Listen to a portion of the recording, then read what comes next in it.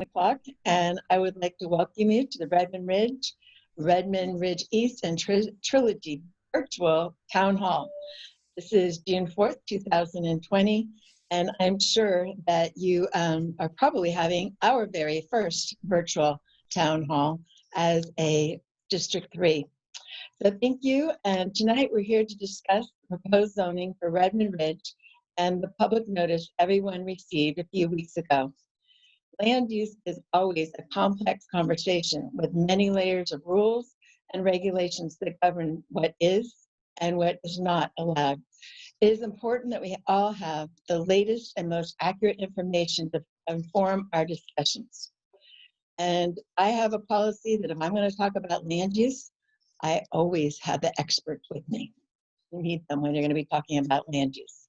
That's why I've invited the King County land use professionals from the Council and the Department of Local Services to walk us through the proposal, what it means, and what the potential impacts are. Many of you have called or emailed my office with questions and concerns. We've used those questions to build our agenda for tonight's meeting. I believe our panelists will answer many of your questions over the course of the presentation. So I would like to start with some housekeeping issues. If you have a question during the presentation, please use the question and answer feature that is the bottom of your screen. It's the Q+A. And then if you don't see it at the bottom of your screen, hover with your machine, so your mouse, thank you, your mouse, so that it will pop up. So the Q&A feature.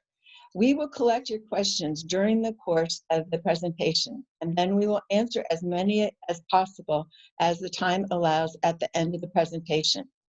Also, at the bottom of the screen is the chat feature.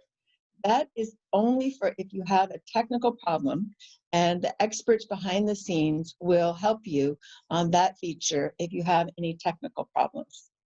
So first, I'd like to make some introductions. From the executive branch, we are joined tonight by our wonderful executive director of the Department of Land Use, John Taylor, and he is joined by Kevin LeClair, who is our principal sub-area planner for the King County Permitting Division.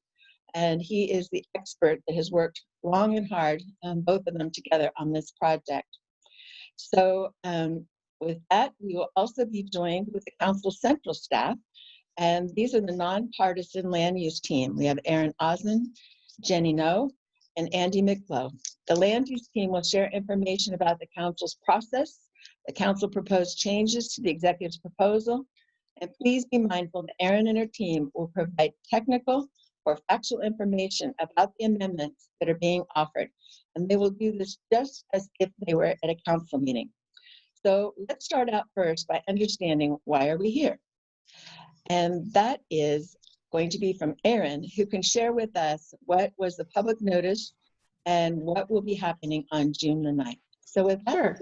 Erin, thank you. Yes, thank you, Councilmember. Again, I'm Erin Auzins. I am a central staff nonpartisan policy analyst, so I work for all 9 council members. The hearing notice that many of you probably received was sent to all property owners that have a property that is proposed to be impacted or changed by one or more of the map amendments that are included in the 2020 update to the King County Comprehensive Plan.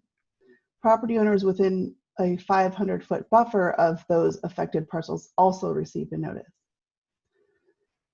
The public hearing on the 2020 Comp Plan update will be held virtually next Tuesday, July 9th at 1 p.m.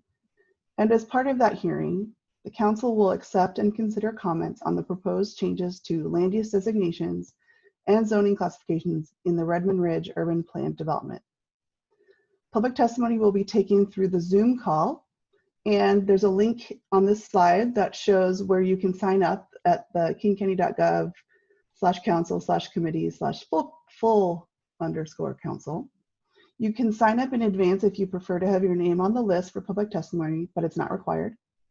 There will be a phone number to call and a link on the agenda when it is issued.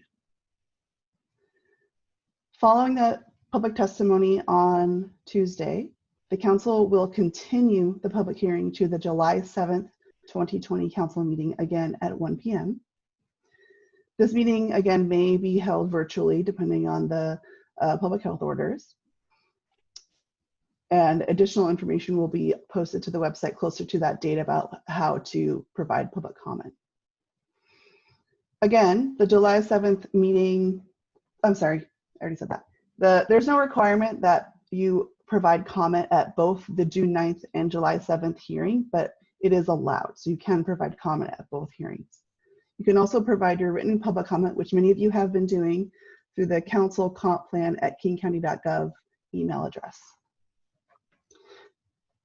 The council will use the public testimony received at the public hearings to deliberate on the entire 2020 comp plan update, including the Redmond Ridge land use and zoning changes, and may offer refined versions of proposals at the July 7th meeting. The council is expected to vote on the 2020 update at either the July 7th or July 21st meetings. No vote will occur before July 7th. That concludes this slide for me.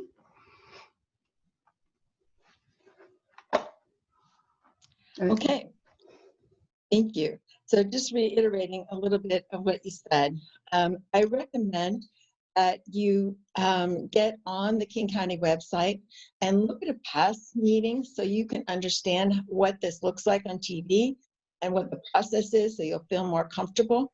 If you sign up beforehand, we will have your name on the screen and as opposed to the last 4 digits of your phone number. So if you don't sign up, you will be called by the last 4 digits of your phone number. So be prepared either with your name or the last 4 digits of your phone number so that you can respond when your name or your last 4 digits is called. And again, we will not be taking a vote on June 9th. So there's plenty of time for people to learn and to assimilate this information. So thank you, Erin, and we appreciate all your hard work. Next, we are going to hear from John Taylor and Kevin LeClair about the executive's proposal. So please take it away, gentlemen. Yeah, thanks, Councilmember. Again, I'm John Taylor. I'm the Director of Local Services, which is sort of your Public Works and Permitting Department for unincorporated King County. And both Kevin and I were out to Trilogy and Redmond Ridge on a couple of different occasions over the last year to talk to people about this proposed zoning study and the changes that are proposed in the comprehensive plan, and then get input from people. And I think that the document that the executive branch delivered to the council reflected a lot of what we heard. And we've done some work subsequently while this has been a council to address some of the concerns we've heard. This is now in the council's court, but we're working with them to try to help them come up with solutions to challenges that may be before us that are raised by the public. And we're really happy to be here tonight and to listen to what everyone has to say. And I'm going to turn it over to Kevin LeClair, whose brain is much bigger than mine, who can go through a presentation that sort of addresses many of the concerns that we've heard from folks in emails they've been sending to the council and which I have been receiving along with the rest of the people on this team. So thank you for your input. We're going to try to just address all of the concerns we've heard head on in this presentation, then we're happy to field questions. Kevin, I'm going to turn it over to you. All right, thank you, John. Thank you, Councilmember Lambert, for hosting, and also Central staff for your assistance. And as we work through all this stuff, I know there's a lot to it. It can be complicated at times, and I appreciate all the support that we've gotten from everybody. I also want to just thank those that are tuning in this evening. I know it's a nice evening, and I say this sometimes when I go to community meetings, but to see a turnout like this, and I know it's virtual, but it's still, it is one of the big reasons why I personally got into this kind of work, is because we want to serve the community. And when people turn out and tell us their opinions about how they want their communities to be and thrive, that's exactly why we do this work. So I appreciate that and all the feedback that we've gotten. So if you want to go to the next slide, please. So One question I wanted to kind of jump into real quick. Question is, why now? A lot of folks are wondering, what is going on here? Why do we need to do this at this point?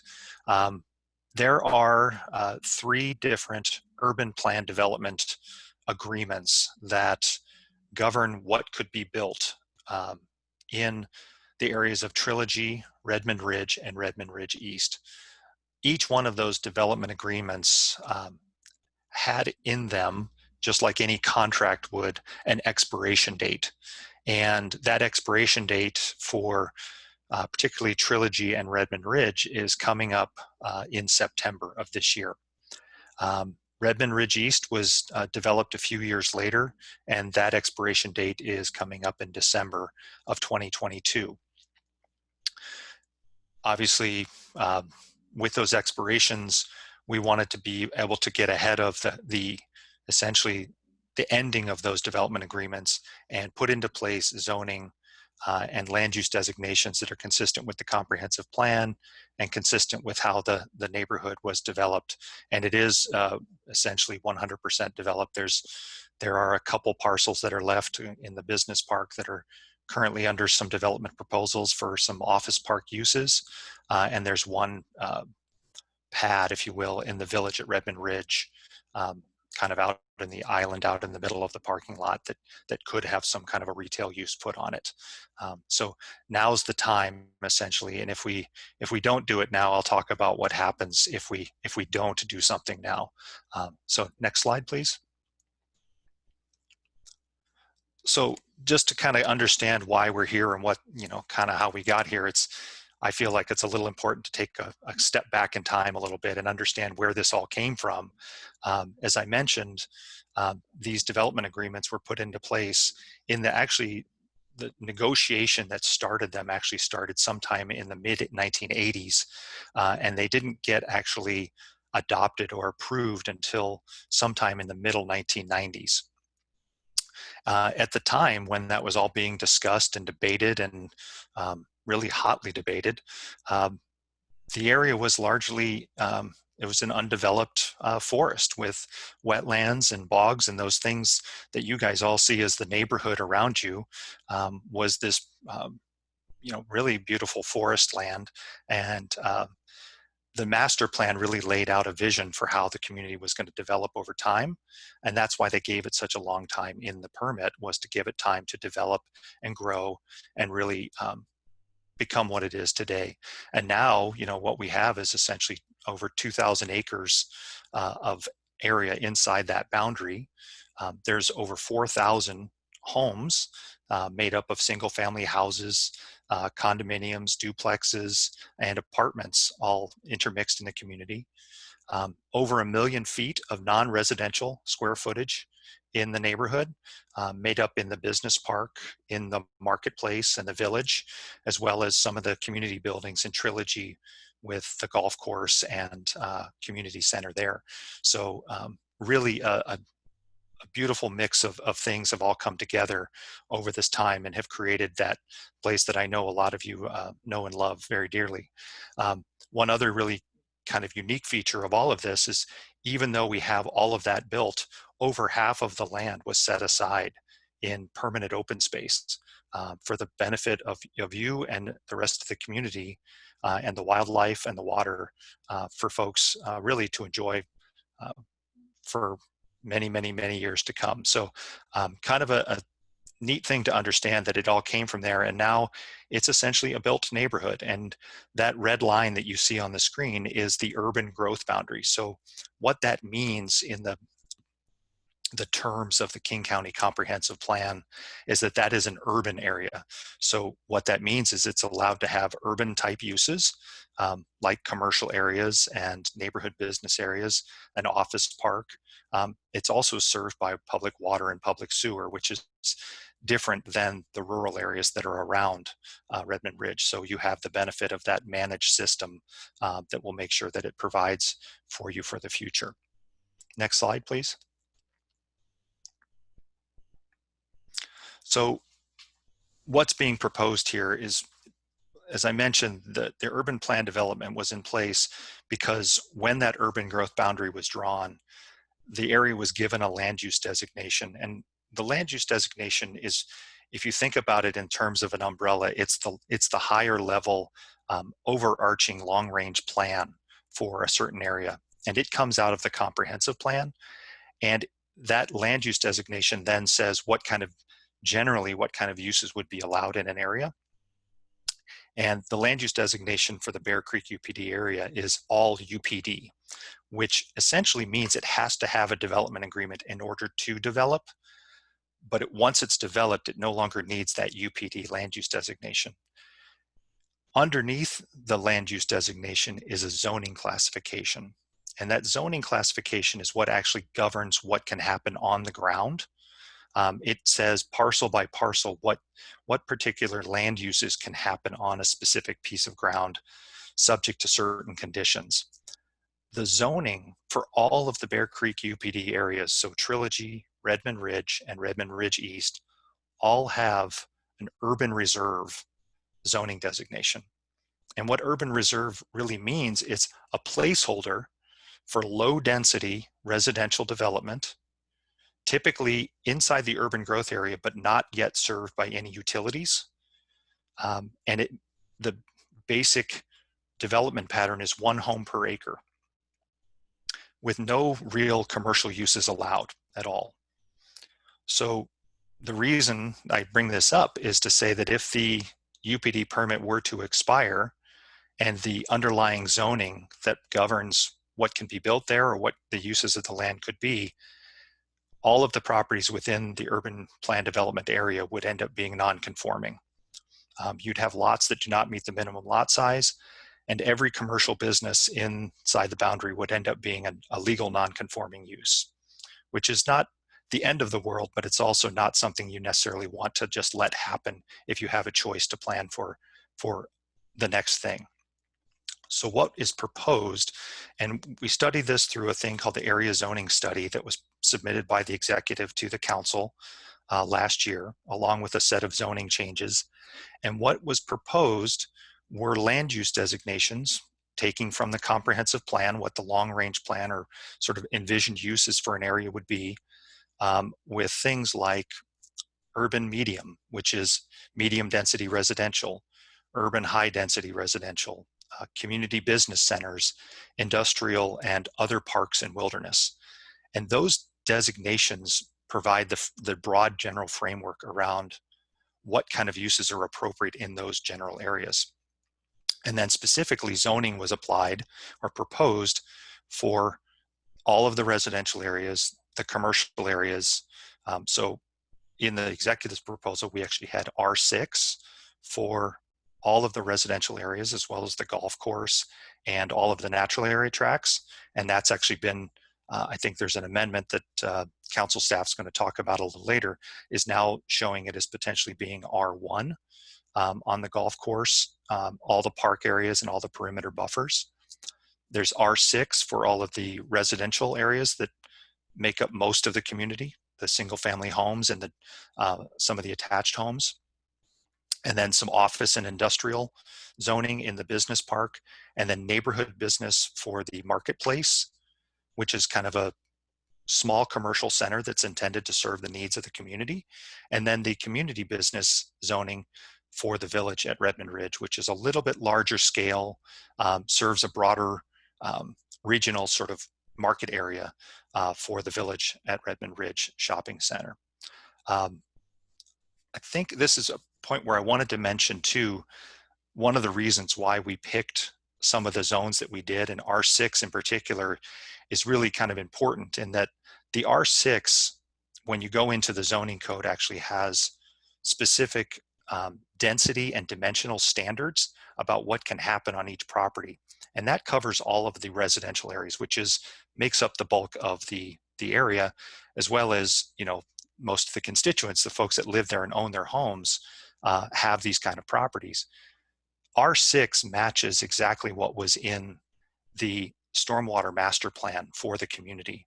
And having that allows any residential owner in Redmond Ridge to know with certainty that any work that they do on their property, provided they comply with that zoning regulation, will be in compliance with the way the master drainage plan was set up for the community.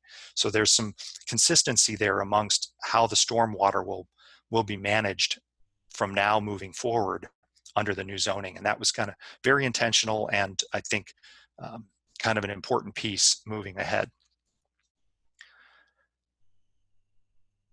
Next slide, please.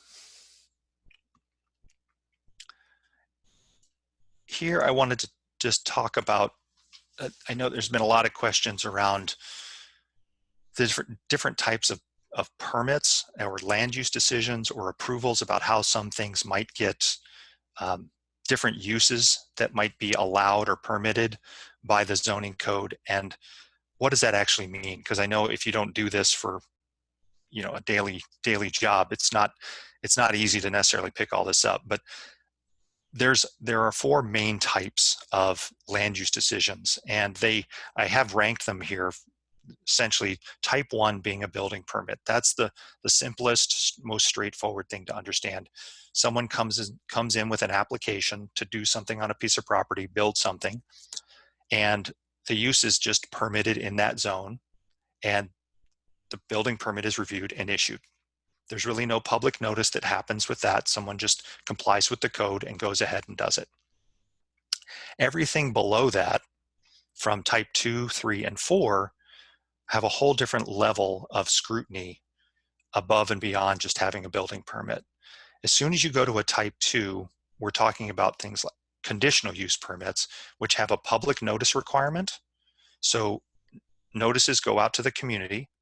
They have the ability to comment back to the department as they're doing their review. There's a set of decision criteria that have to be met, and people can comment on how that project is complying with those criteria. And then what's really important is, as soon as you get above a type 1, any 2, 3, or 4 has the ability for the community or any party to appeal that decision. So if they don't agree and they feel like there's something that hasn't been done correctly, they have the right to take it to essentially to another level and argue their case, which is really important, and makes that level of scrutiny that much more important. I want an example that I know some folks have brought up, like a conditional use permit. What type of uses are conditional use permits? One that I know has been mentioned by some folks is heli stops. So a heli stop is a type of use that requires a conditional use permit. It also requires a conditional use permit, and if you read the fine print, they're only to be associated with public safety facilities like fire stations, police stations, or public health facilities. And heli stops, if you read the definitions in the code, are actually one of these things they're really only there for dropping off a passenger or for emergency things. This is not a heliport or an airport by any means. This is not a daily operational thing. It's really just there for that kind of specific use. And they still require a conditional use permit because there's an understanding that there's an impact, and the community has the right and the ability to have a say in how those things are cited. So that's kind of an important distinction. Type 3s are subdivisions. That's kind of the next step up. More scrutiny. There's a required public hearing, even if there is no appeal. And then type 4s are special use permits. And special use permits are actually, they happen very rarely because they are really associated with the largest and most complex types of land uses, and very often associated with things that are what we consider regional land uses, things that are typically very difficult to cite. They require usually a lot of land, and they also carry with them very often a whole nother level of scrutiny and public review that happens as a public process that's actually governed by the King County Comprehensive Plan to try and cite these very difficult facilities. Examples like that are jails and work release facilities fall under the category of special use permits, and also have that special layer of review that requires essentially a county-wide and even region-wide study to determine whether or not they can be located somewhere. Another type of use that requires that kind of use is a transfer station, that even though it might be permitted in a certain area with a conditional use permit, it still has to go through that level of regional look at facilities and trying to determine where's the appropriate sites for these. And then that whole process happens before it's ever even brought forward to the next step for a building permit. Next slide, please. I wanted to take this moment now to just kind of address head on a couple of the questions and or concerns that I've heard coming up in a lot of the comments. First and foremost is the idea of adult entertainment uses being allowed in Redmond Ridge. And what this map is here to show you is sort of demonstration. If you look at if you go into the zoning code and you read the fine print, which we who do it, it's a thankless task, but somebody has to do it. But we actually read these things, and if you read the fine print, it says that adult entertainment uses are permitted in 2 zones that are proposed right now in the Redmond Ridge, or I should say the Bear Creek UPD areas, one area in Redmond Ridge and one area in Trilogy. The fine print, though, says that it cannot be sited within 330 feet of any property that is zoned residential. So what I've done on this map, if you can see, there are parcel lines that are highlighted in sort of a heavier blue shading. I think hopefully that's showing up on your screen. And then I've measured off 330 feet from the edges of all of those parcels. And even there's one in the very center of the screen. It looks sort of an odd-shaped triangle. So that area in the middle is also a landscape tract that is slated to be, or proposed to be, residential zoned, because it's a landscape area. When you measure the 330 feet from all of those areas, any of the parcels that are potentially, could potentially have the use, essentially become practically impossible to site because it would not comply with the code, and no permit could ever be issued to locate a business there. Next slide, please.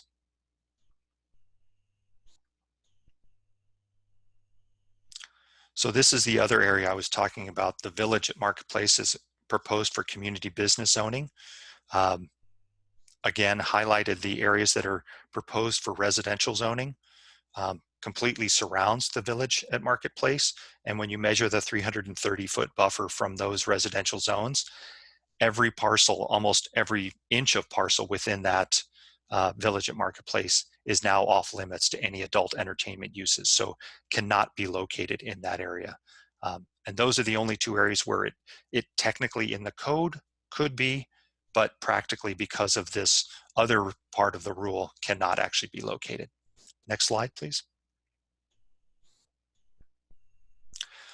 The other land use I know that a lot of folks are concerned about, have mentioned, is the idea of either marijuana production or marijuana retail. The marijuana production land use, which is essentially the growing of marijuana, is technically permitted in the industrial zone. And the parcels that I have here shaded in gray are the parcels that are proposed for industrial zoning. So by the code, technically permitted, but there is a rule both in the state as well as in our rules about locating any one of these businesses within 1,000 feet of what they call a restricted land use. And restricted land uses are things like daycares, of which the Goddard School on Redmond Ridge Drive is one. Public parks, the Redmond Ridge Park on Redmond Ridge Drive, and any elementary school, middle school, or high school. And so we have Timberline Middle School down at the south of the frame. And if you measure 1,000 feet from any one of those parcels, that 1,000-foot buffer touches every parcel that is proposed for industrial zoning. There's one parcel in the north end that's its address is 10800. That 1,000-foot buffer goes right up and just goes over the line and makes that property off limits to any potential for a license to be issued to produce marijuana on that property. So again, it's kind of the same scenario where, although technically permitted, practically not doable. Next slide, please.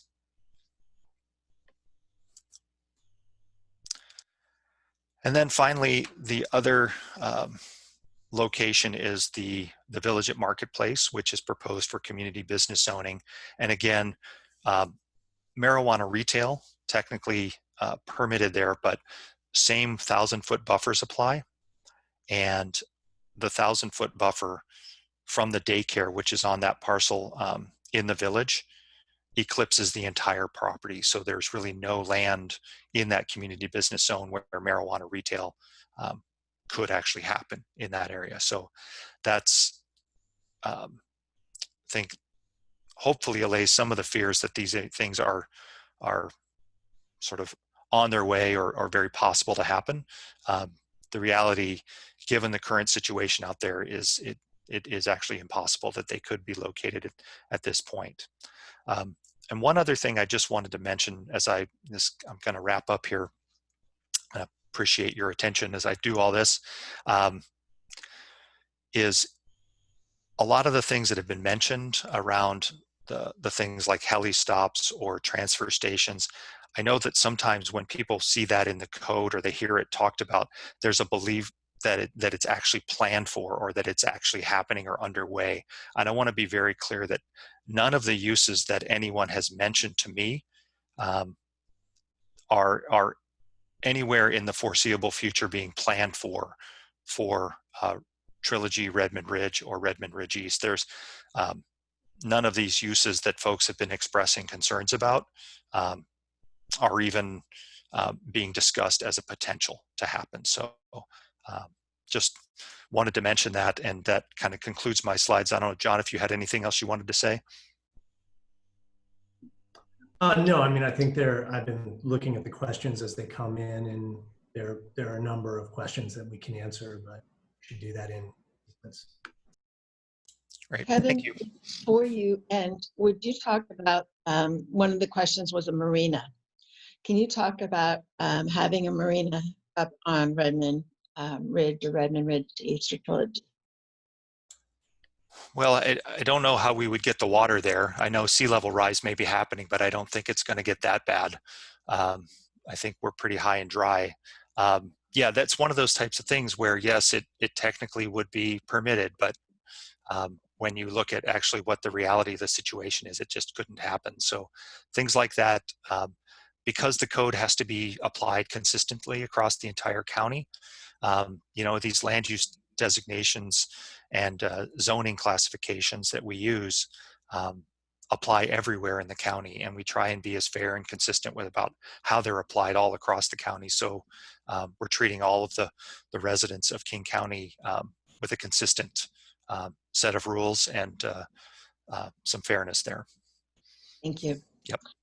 Okay, I'm glad to hear you're not going to be dropping buckets of water and creating one. Thank you very much. Erin now is going to share some information about 2 amendments that have already gone into the proposal. While we are coming up with legislation, we get the opportunity, of course, in discussion, to make suggestions to the chair of the committee. So these were 2 that I brought forward that the committee chair agreed to put in what we call his striker. And so these are already in the proposal. So hopefully it stays there, but we're happy about that. So Erin, would you talk about the 2 amendments that were accepted? Sure. This is Erin Auzins again. This first slide just shows the proposed zoning for all the property within the Bear Creek UPD. And Kevin already really spoke to this, so I'm not gonna, we can go to the next slide. So before you go on that slide, will you explain to the people what R12s, R24s are, just so that they know Sure. what that was?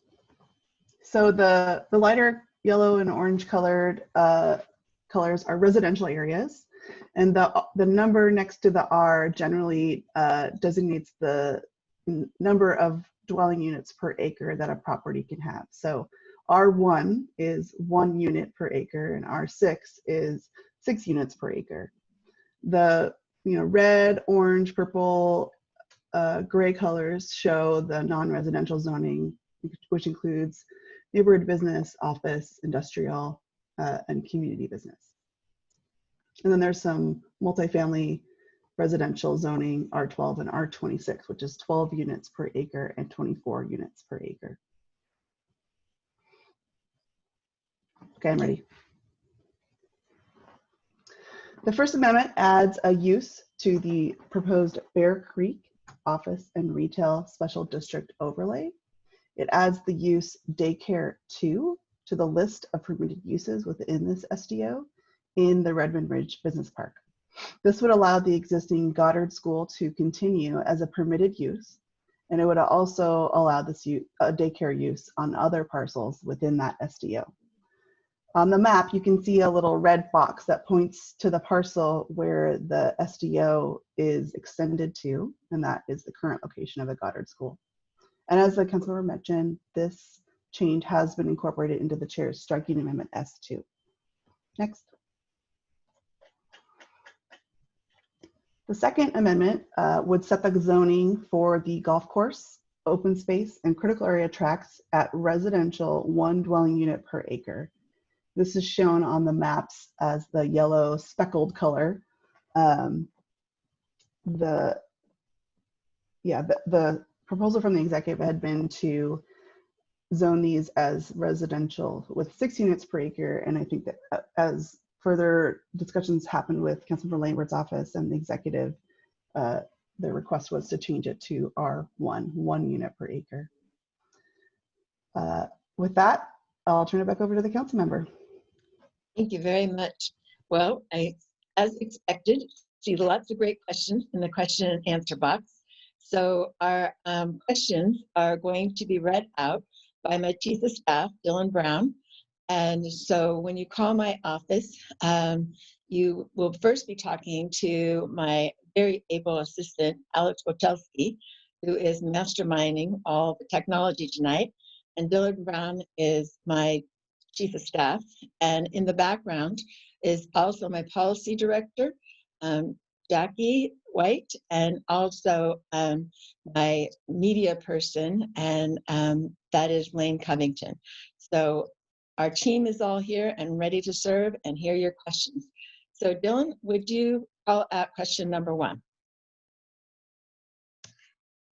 Also, many of the questions were similar, so you may not hear the exact verbiage of your question, but it will be very similar to several of the questions. So Dylan, go ahead and ask the first question, please. Yes, thank you. And for that reason, Jenny No from Council Central staff is also going to help me ask some of these questions as well. The first question relates to the golf course in Trilogy. Kevin, can you explain what, with the R1 designation, what would be allowed to be developed on the golf course if it were to be sold? Sure, and I know that's been brought up as a concern by a lot of folks.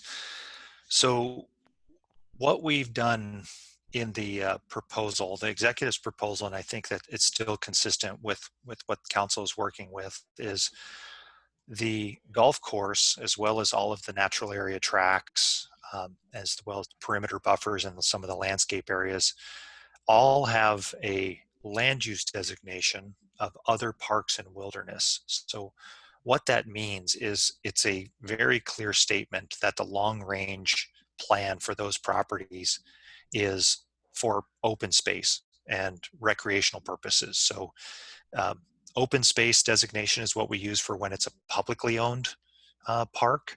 Other parks and wilderness is when it's not King County publicly owned parkland. So that's the first kind of level of protection. Another, if someone else were to buy the golf course, if you will, what they're buying are tracts, not developable parcels, but rather tracts that are designated in the Trilogy subdivisions as golf course tracks. So there's a difference and distinction. I know it's a fine detail, but it's very important when it comes to what a property can be used for. So the tract label in the subdivision actually says that it can only be used for a golf course or parkland. So there's a protection there. Fortunately or unfortunately, depending on how you look at it, we don't have a park or golf course zoning classification to clearly indicate on the zoning map that this property is not developable. So the R1 is the lowest density classification. Residential 1 unit per acre is the lowest residential density that can be given to a piece of residential property inside the urban growth boundary. And so that R1 was introduced as an amendment to make it plainly clear to anyone viewing the zoning map that this area for some reason is different than anything else around it, and that it's reserved essentially for low densities. It also has the ability, the sort of added distinction of not being able to receive any density credits through TDR. So it's sort of just one more layer on top of everything that says this is not an area meant for future development. The only way, and I know some people have asked, well, what if somebody really wants to do that? They would have to go through a subdivision process in order to change that designation. And part of the requirements of that designation is looking at the comprehensive plan designation. And we would say, you want to subdivide it, but it's not consistent with the land use designation of other parks and wilderness. We could not support that. And therefore, essentially that property is now preserved as open space.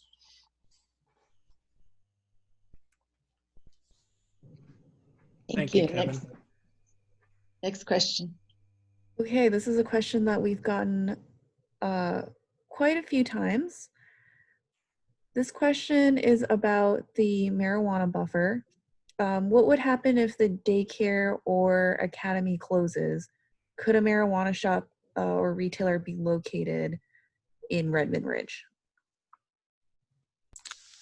So yes, technically, I think in the village at Redmond Ridge, the area proposed for community business zoning, if that daycare were to no longer have its license there to be a daycare, then technically, yes, that area could potentially be a site for marijuana retail. The business park is a different story because you have things like the Timberline Middle School and the Redmond Ridge Park, and those areas are not going to change. There's no selling of park land or schools, especially a beautiful middle school like Timberline Middle School that was just opened a year or two ago that's not going anywhere anytime soon. So those actually, in Redmond Ridge, I don't think that it could ever happen. But to be completely honest, in theory, it could happen. Although I do know that there are a lot of families in Redmond Ridge and Trilogy, not Trilogy that have young kids usually, but Redmond Ridge East that have kids probably that use those facilities. And I think that's exactly why those businesses are there and can do well. It's because there's actually a market for them in that location, which bodes well for the long-term sort of sustainability of those businesses. Thank you, Kevin. Can you, I guess, with the new zoning, what is the potential for more housing to be developed in any of the three communities? So the proposal that came from the executive was pretty intentional in that it was not creating essentially additional residential capacity. The zoning classifications in the residential areas was intentional to be very consistent with the number of dwelling units that were created in that area. So especially the high density residential areas, so where there's condominiums or apartments, those zoning classifications were picked particularly to match the stormwater as well as the number of dwelling units that exist now on those properties. I should mention though that it is possible, I guess, that someone could, in theory, redevelop the marketplace or the village at Redmond Ridge, those with commercial land use designations commercial zoning have the ability to have residential as part of a mixed use development, meaning part commercial, part residential, but it would have to be a brand new development. And I have not seen a commercial area like, that seems as vibrant as the village going away anytime soon, given how old it is. It's not old enough really to have reached the end of its life and getting redeveloped. So it's possible, but not likely. And we also talked to the manager of the shopping mall, and he's very specific about what his company looks for in their tenants. And in talking about who his investors are, they are largely pension plans, and pension plans don't usually turn over for a very, very long time. So it's a very stable investment, and also a company with great integrity in what kinds of things they want to develop. And it's not, well, I'll ask Kevin to answer this. Kevin, how often do you get to do in something like this where most of it is already built out? It's pretty rare. I mean, we had to find zoning that was consistent with the developed condition, whereas in theory, you're putting land use designations and zoning on areas in order to lay out the pattern of development that will go there. And that's, the UPD permit was set up to guide the development, to establish the kind of neighborhood that you now have. And now that it's developed, the zoning is basically geared to be as consistent with that as we can, given the zoning that we have in the code. And that's how we chose it. And it's very unique to have to go kind of in the reverse, where you're trying to zone something that's already built like that. And then when the UPD was signed, was it anticipated to be for 100 years? No, well, like I said, it was the expiration on it is actually 15 years. Very interesting kind of nuance of it, but there's also a provision within the UPD permits that gave it some additional life if the UPD was held up in any legal challenges, which is why we're now in the year 2020, and those were adopted in 1996. So that's why we have those additional couple years that we're working with. So in some sense, we're working a little bit on borrowed time. The fact that these permits would have expired, but because they were challenged by some of the other neighbors, we're now kind of up against the very end of it. And I think, have quite a bit to show for it. Thank you. I think that's important because people thought the UPD would go on forever, and it was never intended to go on forever. Thank you. Yep. Next question. Okay, the next question is, could the 1,000-foot buffer limit be reduced? This is in regards to marijuana zoning. I can try and answer this one. So there is the 1,000-foot buffer is comes out of the state law. State law does provide a provision where local jurisdictions can have the ability to, in theory, reduce that buffer. And I can't speak for the council, but it's been my impression that there's absolutely no interest in doing that in King County, that those buffers work just fine for King County, and I don't see them changing anytime soon. We'll say that I was in the legislature when that happened, and we talked about different buffers and decided that 1,000 feet was a good landing place. It was a big discussion, and I agree exactly what Kevin said. Sometimes when you make a big decision like that, nobody wants to start it again. It worked, it is working, and there's really no reason to change it. Next question. Thank you. I'm sorry, I'm scrolling through a lot of questions right now. Kevin, can you explain a little bit more why the proposal from the executive did not kind of copy and paste the UPD agreements into the current zoning? Sure. So like I said before, the UPD agreements were forged. I mean, it was a long process of negotiation between the developer, Blakely Ridge, and King County to arrive at sort of a development scenario that everyone could live with. And like I mentioned, there were a number of people that were not happy with that proposal.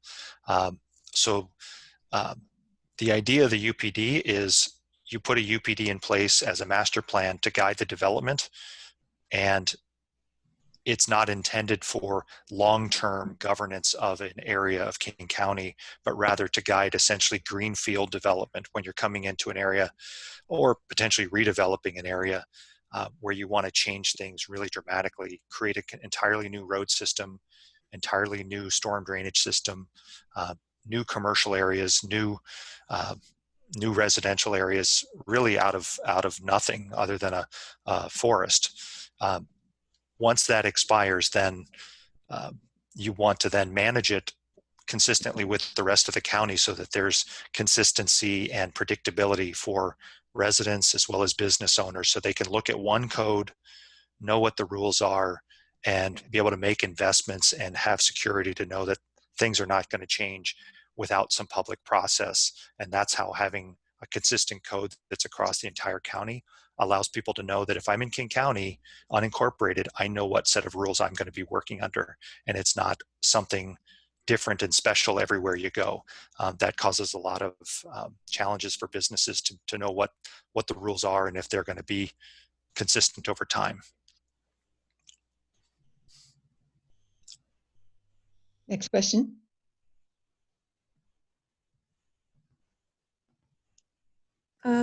What happens if the amendments don't get approved? I guess I should take that one. Well, at this moment, the chair of the committee has accepted it into the striker. So it would take an amendment to take it out. So that's how you could be helpful in saying that we like what you did with the golf course. We like what you did, so that there's no motivation to take anything out. Yeah, I guess that's the best answer. So it'll go to a vote, we'll have the public hearings, and because it's in the striker, usually people don't get into it if it's not in their district, and if the chair and the maker of the amendment have agreed to put it in the striker.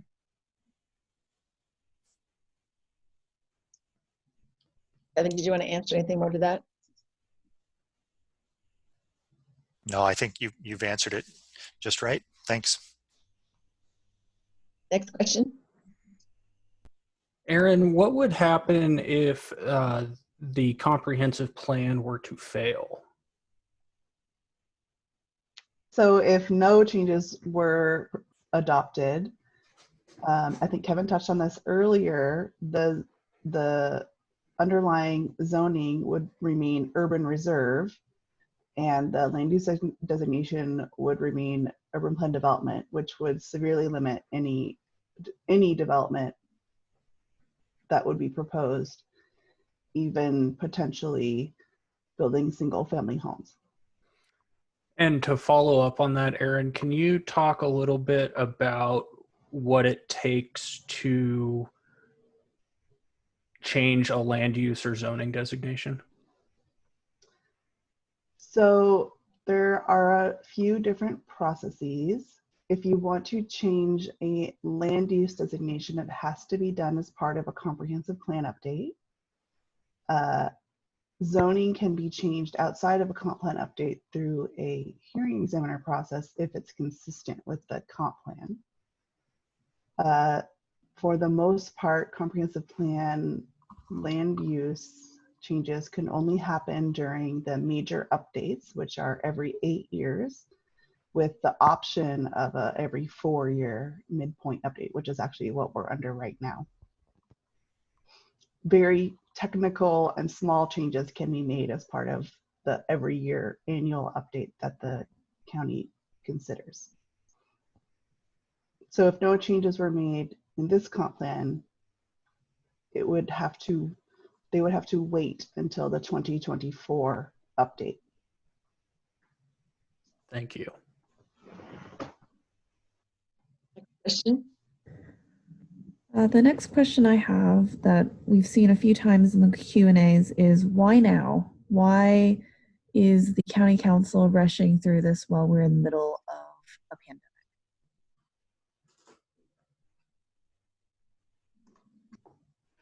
Do you want me to say anything about that?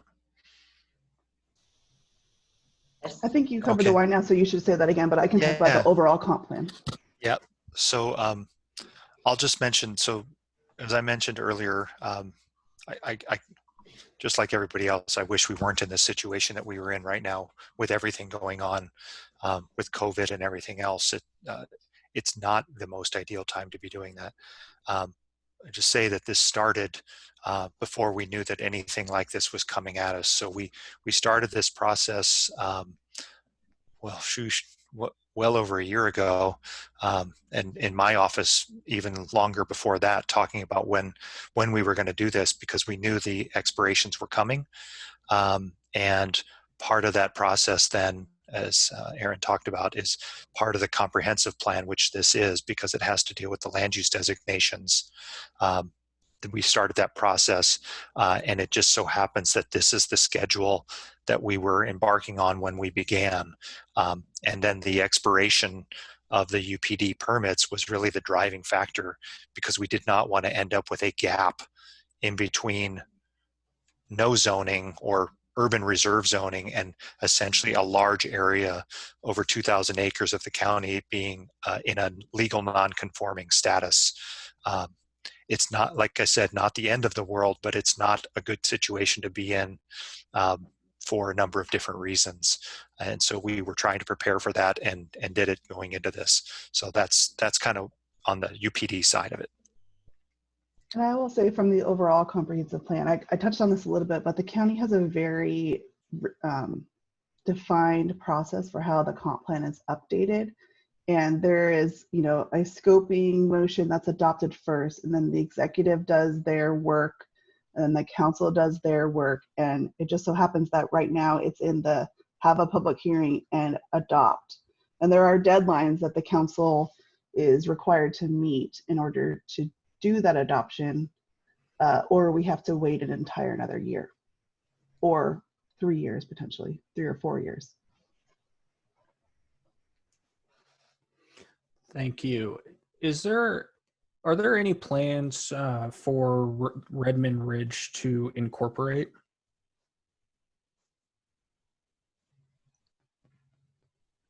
So I'll take that one. There was conversation about this before there was a Department of Local Services, and we did do some research, and we met with the Growth Planning Board, and they gave us a handout, which we gave to each of the homeowners associations. There is a process, and what we had decided, all of us at that time, was give the Department of Local Services a chance to be your local government and see how it works. After a number of months, people were saying, first of all, it's too much work. We'd have to set up a whole new government. It could be more expensive.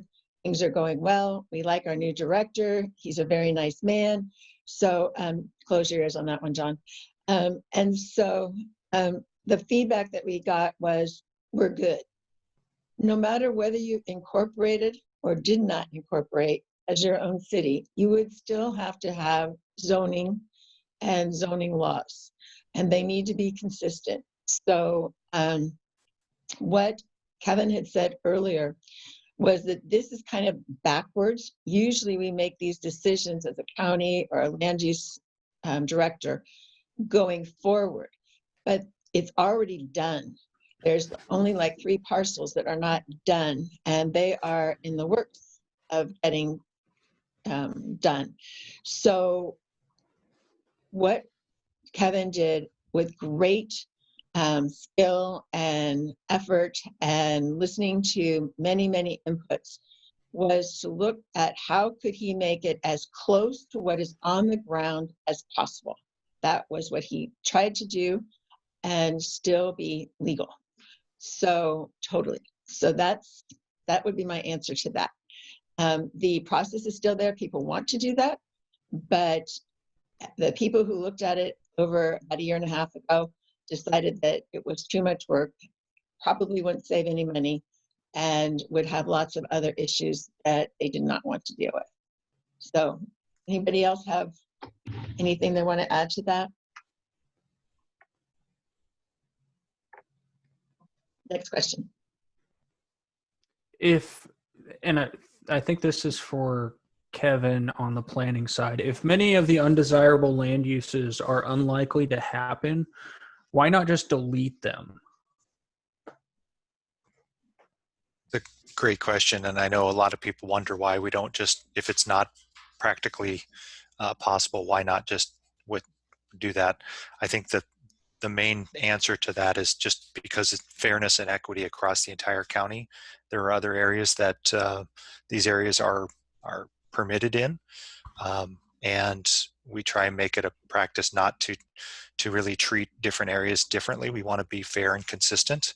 And I look at Redmond Ridge and Trilogy and Redmond Ridge East, and I think of how fortunate the neighborhood is that it has parks and schools and daycares intermixed in sort of the fabric of the community in a way that actually prevents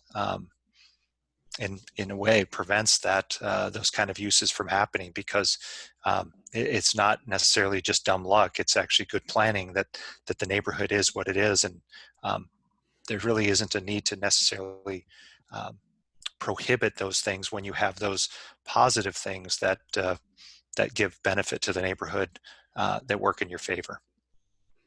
And I guess a similar question, why can't the UPD just be extended?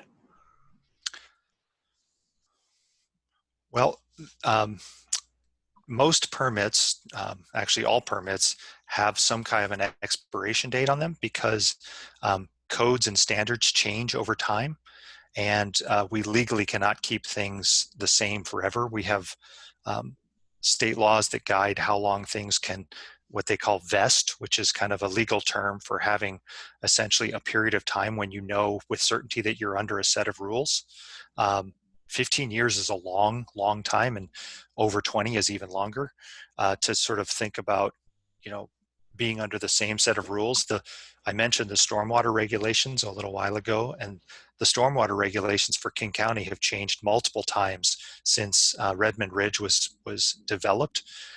And currently, if someone were to come in, they can know that they're operating under the UPD agreement, and they can develop with the stormwater regulations that were in place in the early 90s.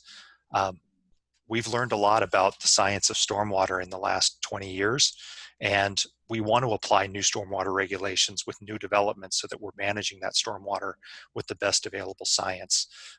Same goes for critical areas and wetlands. We know a lot more about them now than we did then, and we want to be able to apply those rules to new development. So all permits have a sunset date so that you can then, at some point, the area is developed, and then the next phase of development that comes in someday would be under the new rules that are in place at that time. And that's why we don't just carry it on indefinitely. Next question. Is the rezoning proposal for the current residential and commercial areas, or is it just for the undeveloped land? And if it's for the former, would all residents be non-compliant with the zones?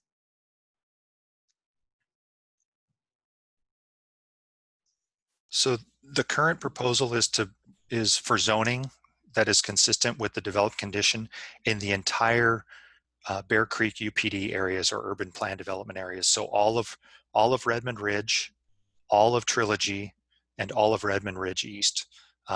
really from top to bottom, east to west. It is entirely going to have zoning that is consistent with the developed conditions. So not just the undeveloped areas like the critical areas or the golf course, but the residential areas, the commercial areas, and the business park all will have zoning that is coming out of the King County Code.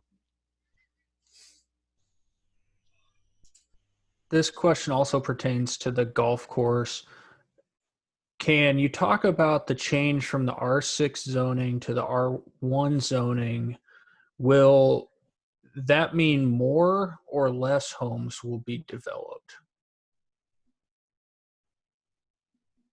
Well, I'll start off by saying that there will be no homes developed. There's no homes that can be developed there because of the land use designation, the tract protections that are in the subdivision or the plat maps that created those tracts clearly define what those pieces of land can be used for.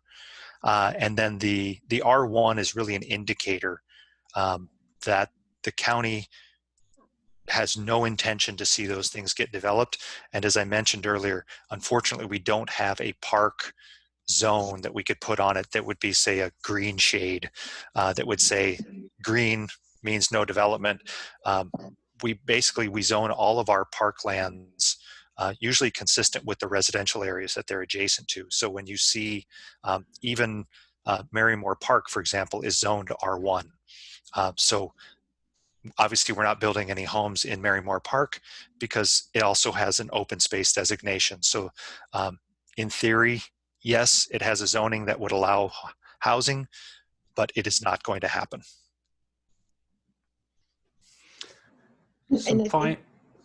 Just adding to that, if somebody came in and wanted to apply to build a house on that property, when they see that it has that designation, it would tell them immediately, you can't build here.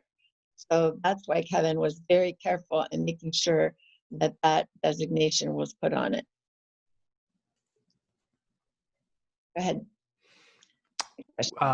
Yeah, this is a technical question. Will the slides be available after this presentation? And if so, where?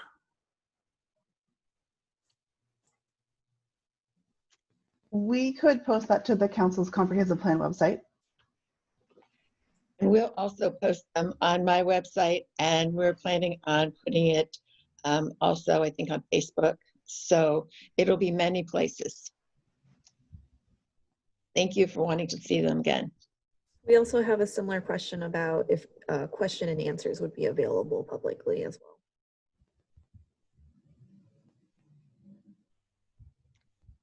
I think they're all collected as part of the Zoom. So yes, we will have those available.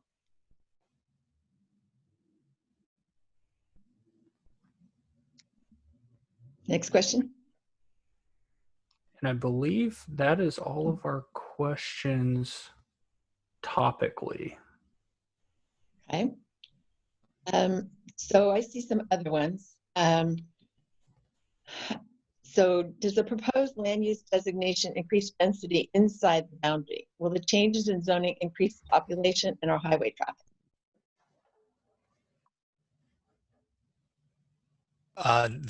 The land use designations were picked to match the developed conditions, and no additional density is contemplated based on the land use designations.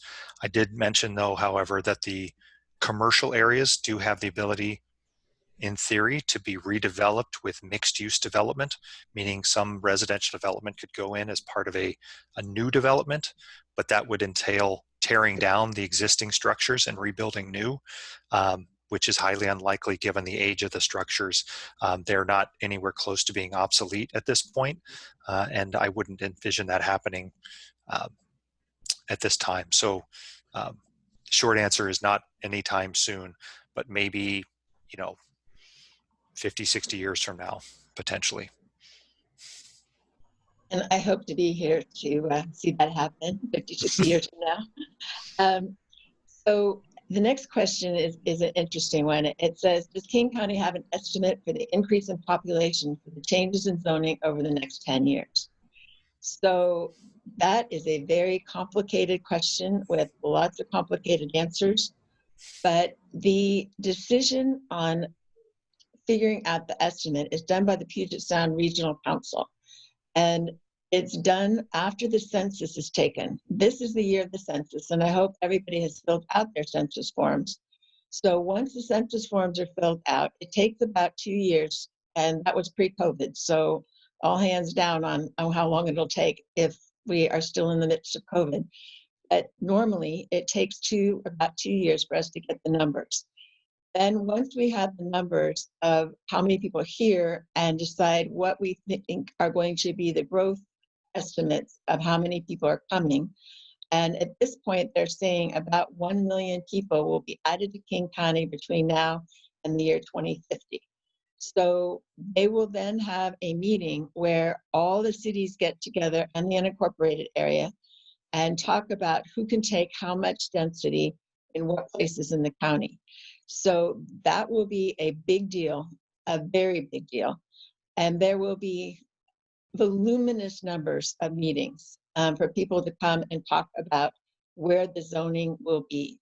And I, as one of my other hats, am very concerned that many of the places in this county where they have planned for some of the major density, like downtown Seattle, the water pipes are not prepared for that.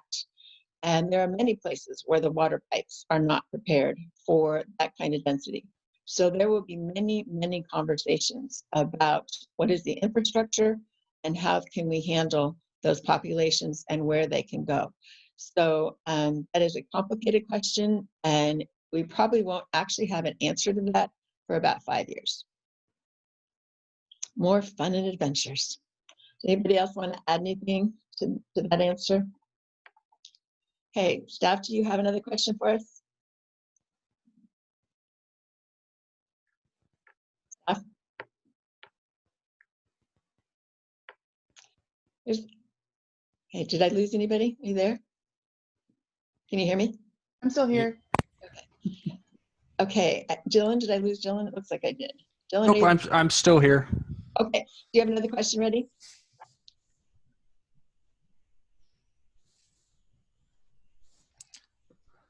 Working through it. Just a second. Okay. You know, I'll jump in because I've been tracking the questions. I've seen a couple where people are asking if it's possible to build a hotel with the new zoning capital. Would that be? Let me take a look real quick. Bear with me here for a moment.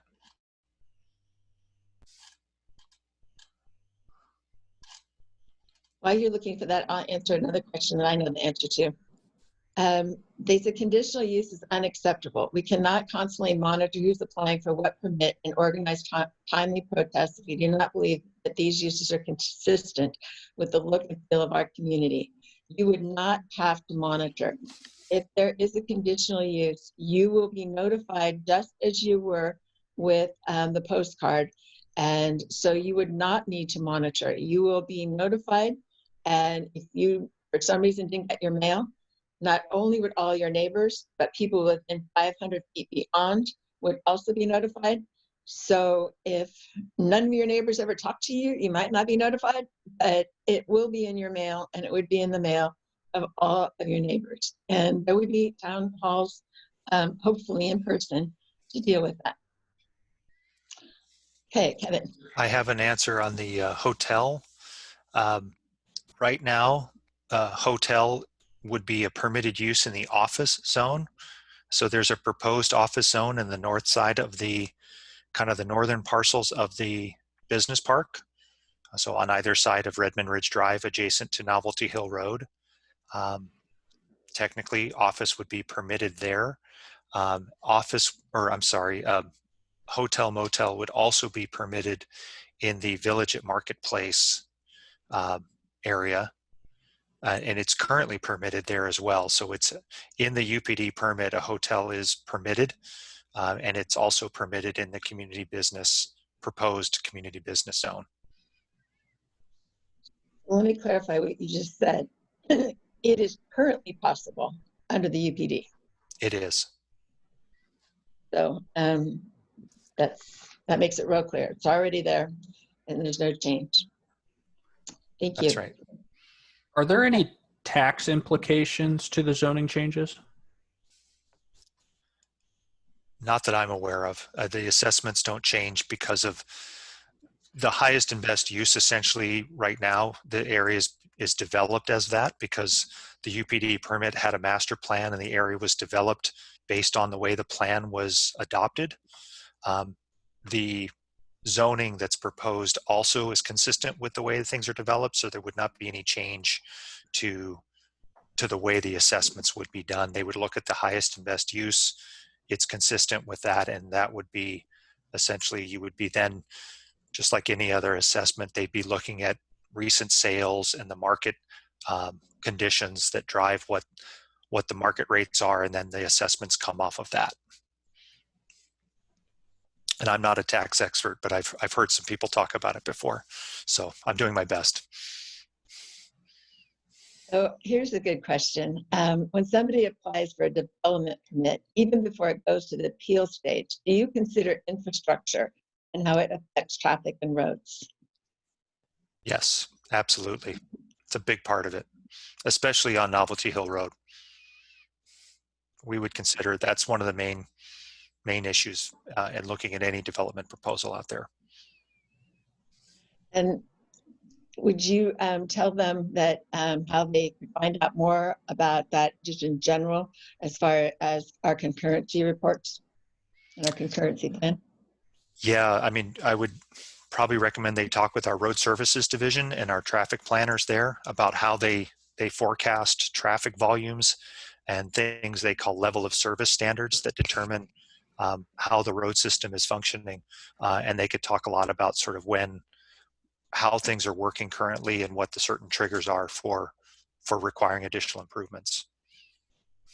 So about maybe 8 or 10 years ago, maybe Erin, you can remember when we hired that outside consultant to evaluate our traffic concurrency. And he said at that time, it was the most complicated traffic concurrency project he had seen in the United States of America. Hence, I wasn't happy with it. And so we then have gone to a new program that is much better and not perfect, but it is much, much better. And it is part of every permit so that we do know, as Kevin said, what the LOS, which means level of service, actually is. Steph, do you have another question? I've got one here. Does the Residential Owners Association continue with this proposal? Absolutely. Yeah, there's actually no change. Just because the zoning is changing, all of the existing codes, covenants, and restrictions that you signed on to as a residential owner in your neighborhood continue on, and those can only be changed by your association. And the county actually has no interaction with those private covenants and restrictions that you place upon your own property. And they continue on beyond this. I've seen a couple other questions in here about the scoping motion and what was asked of the executive prior to starting the zoning process. Can you talk about what was in the scoping motion and what your goal was?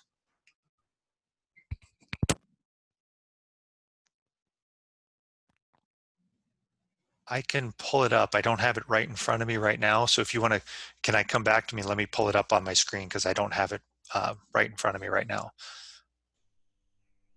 So I will come back to you and I'll ping you when I.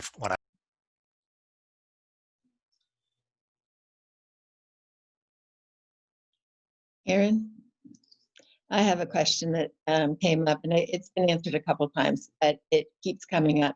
So would you explain why zoning should apply equally across the county when you've had a UPD? Shouldn't you always have special treatment? That's somewhat of a policy question. It is a basic tenet of land use planning that you treat your area consistently and that you provide consistent zoning for similar types of uses and areas. The county does have and is proposing as part of this, special development conditions. In this case, in the case of the Bear Creek UPD, to kind of more closely match what uses were permitted or prohibited as part of the UPD development agreement. And Kevin touched on this as well. I don't know if he wants to add anything, but it is partly also for property owners and developers to be able to understand how their property can be used when there's very specific zoning for different parts of the county. Property owners cannot determine for themselves in any way what rules apply to them. I don't know if you want to add anything, Kevin. Well, and as he's looking that up, I'll give him a minute. And to add, Kevin mentioned earlier that there's a lot of overlays that you have to also go with, like stormwater manuals and other manuals. But in King County, you also have to go with the ESJ, Equity and Social Justice. So you can't say in one part of the county, I like this and I don't like that. So it has to go someplace else. It has to be uniform and equitable across the county. So that's part of the decision, that we do make it equitable across the county as much as possible. And because the UPD is so built out, we have many protections that most areas would not have had because it's already done.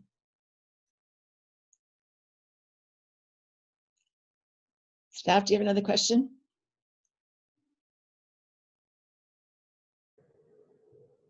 Sure.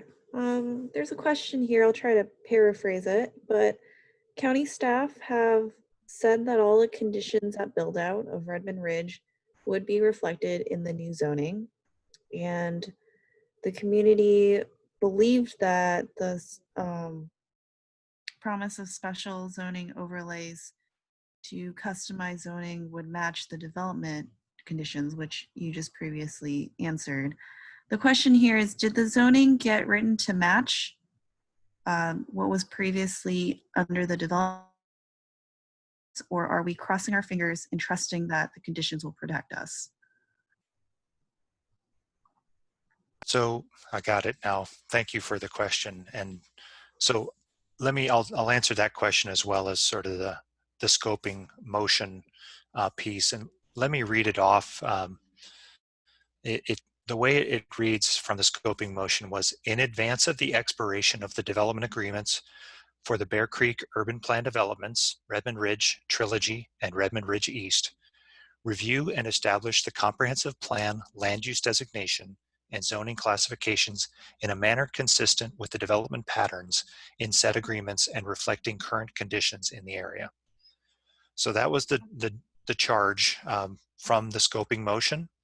And then, as I've said, the goal was really to try and find a zoning classification from the zoning code that was very consistent with what the developed conditions were and what the master plan called for. And so it was not an attempt to necessarily match it line for line, because, as I said, the UPD was there to establish a development pattern and create the community. And then at some point it would essentially elapse. There were certain uses that were not in the code even at the time that the UPD permit went into place.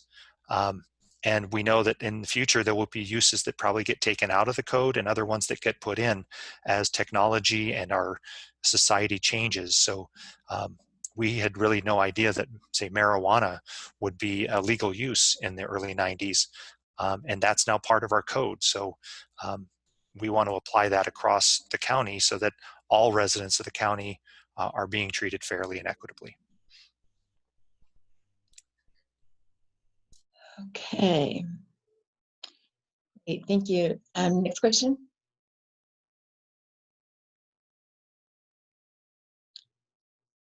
I think we have time for one or two more questions. Staff, do you have another question? I'm sorry, I was on mute. Sorry. Kevin, can you answer some questions about the jails and work release facilities? Would they be allowed to be cited? So yeah, jail and work release facilities fall into that regional type of land use. They are special use permit requirements. So that highest level that I was talking about earlier, type 4 land use permits. So to even get a permit to cite one requires council approval. Coupled with that, there are also these large regional type facilities that require a whole special process for citing them. You have to look at the entire region and look at how that kind of service is being provided. And then there's a whole set of criteria in the King County Comprehensive Plan around the citing of these facilities that really requires a significant and robust public involvement process to even attempt to do something like that. Evan, let me just jump in on that. The other thing that folks who are listening should bear in mind is jails, solid waste transfer facilities. Those are facilities that there are master plans for within each of the departments that are responsible for those. There is no plan anywhere to build a jail at Redmond Ridge or Trilogy. There would be no reason to put a jail at Redmond Ridge or Trilogy, nor is there any plan to put a transfer station in this part of the county, and particularly at Redmond Ridge or Trilogy. Those are not things that the county is ever likely to do. I can't contemplate a circumstance where either of those facilities would be placed. The fact that it is listed in the table of uses does not mean that anyone is contemplating doing that. And people should just know that. There's no interest, no desire to have either of those uses in this part of the county. It would be a very bad place for them to go. I just also want to say, just sort of scrolling through the questions, I fully get the amount of anxiety there is about marijuana uses and adult entertainment uses. And I will just say, having worked countywide for quite a while now, those uses right now, as Kevin has said, they could not be permitted. They are allowed, but because of other uses, they could not be permitted. If someone came in for a permit, they would be told that is not a permittable use in this location. There are a number of comments that say, but if the daycare center goes away, they could be. Theoretically, they could be. I would just say to all of you, looking around the county, this is not a location that someone who wants to put a marijuana store would contemplate. When you look at where the marijuana stores are really concentrated, where there's a lot of density, where there's a lot of road traffic, and where there's a ready market for people who want to buy marijuana. I'm not trying to sugarcoat this or tell you it's not possible. It is. If things change dramatically, theoretically it could be, but you should really know that it is not a use that we've not seen anyone want to put a marijuana store in. And I can't imagine a circumstance where it would be a location that would be highly desirable to them. With that said, anything's possible. On the manufacturing front, the uses that are there that preclude a marijuana manufacturing operation are unlikely to change in the future. And I don't think that's something that people should be highly anxious about. I will just say to you, as the Director of Local Services, if any of that ever changed, if we thought that was a possibility, we would come and we would have a dialogue with the community about it. If the zoning goes into place, if the council decides to adopt it. And we would be very assiduous about community outreach on that so people were aware. So I just wanted to say that because I can tell from the questions, people are very, very concerned, and I get your concern. But I think that there are a lot of things that should assuage your concern. Thank you. You know, there are 3 marijuana stores in Redmond, and there was another one in another place in my district. And just what you said, because it was not where there was a lot of use, because the neighbors didn't buy the products, it went out of business very, very quickly. So I think that with 3 stores in a much easier place to locate than driving all the way up Novelty Hill to get that product, I don't see it either. But when the UPD was written, the marijuana wasn't even legal. So it wasn't contemplated because it wasn't legal. So it is now legal. And I think, John, if you wouldn't mind talking about the politics right now of what's happening in White Center and what we are dealing with the White Center comp plan and how that has implications to us because we are one county. Yeah, thank you, Councilmember Lambert. So within the last 2 years, we've updated planning and zoning documents for Skyway, which is an unincorporated King County adjacent to the city of Renton, which is a very, very low-income community, historically underserved, overwhelmingly people of color, many folks who speak English as a second language, and White Center, which is adjacent, sort of wedged between West Seattle and Burien, and in sort of a very similar circumstance. Those are communities where I believe Skyway has 5 marijuana stores and White Center has 4, Kevin. I got that right? Yeah. And that's been a big issue in both of those communities. And when I talk about the stores going where the density is, that's where they have gone. That is an easy place for them to locate. Commercial real estate is cheap, and there are a lot of people transiting through both of those areas that want to buy marijuana. And the stores are basically located on major arterials where there's ample parking and plenty of traffic. Those communities are very upset about that. And they want there to be zoning that allows that use ubiquitously throughout the county. And that's why when we make proposals that are equitable in that everybody has the equal opportunity to bear the burden or enjoy the benefit of things that are allowed by that zoning. As I said, with that said, while this would be an allowed use, it is not a buildable use right now, and it's hard for me to contemplate that would change in the future. But Councilmember Lambert is quite right that it would be very difficult for us to have a different standard for one community and have another community that was overwhelmed with marijuana stores, which is sort of where we are right now. So thanks.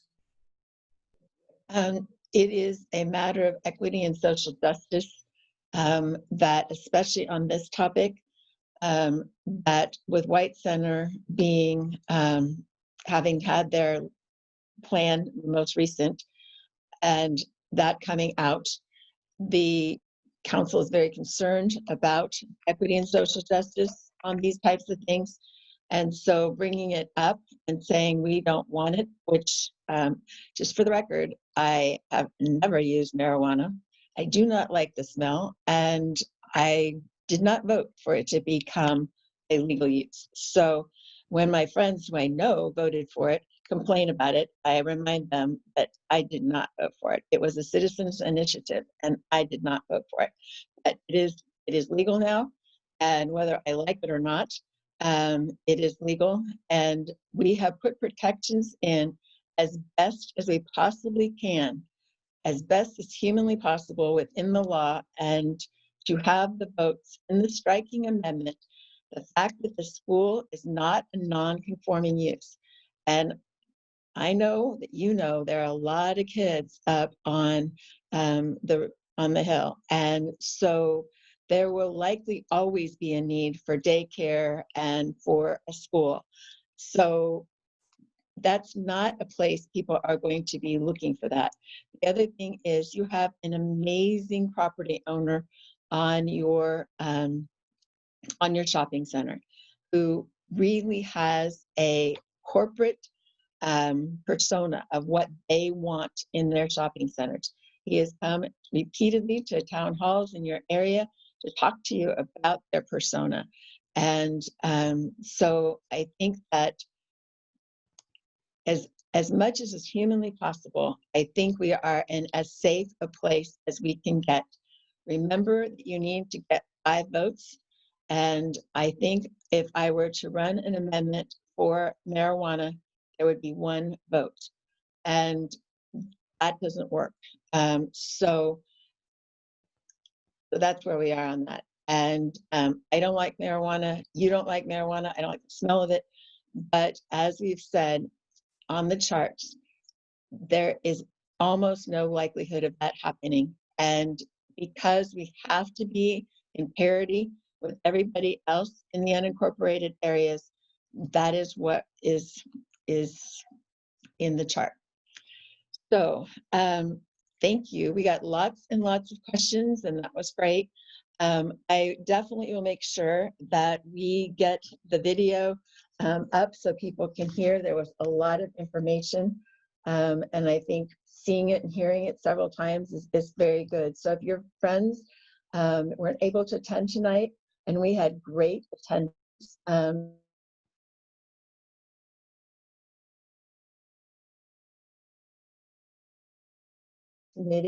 community, everybody is interested in what happens in your community, which is why you are such a desirable community. And I love being in your community because everybody has nice things to say about Redmond Ridge and what your neighbors are like, and that you take good care of each other and watch out for each other. You have great people working as your leaders. And I would especially like to thank several people. I would like to thank John Powers from Redmond Ridge East for his continual questions and relaying things that you've said to him, requests for information. And so a great job. And then of course, Shelley Monson from Trilogy, always a delight to work with, and her board also, who has done a great job. So thank you for all of you doing a great job in caring and sending your questions in. And to Kevin and John and our staff, Erin and Jenny and Andy and Dylan and Alex and Jackie and Lane, all of you for being with us tonight. And I wish you a safe and happy evening, and take care and know that you are cared about by King County. Have a great night. Thank you, everybody. Good work. Good night, Councilmember.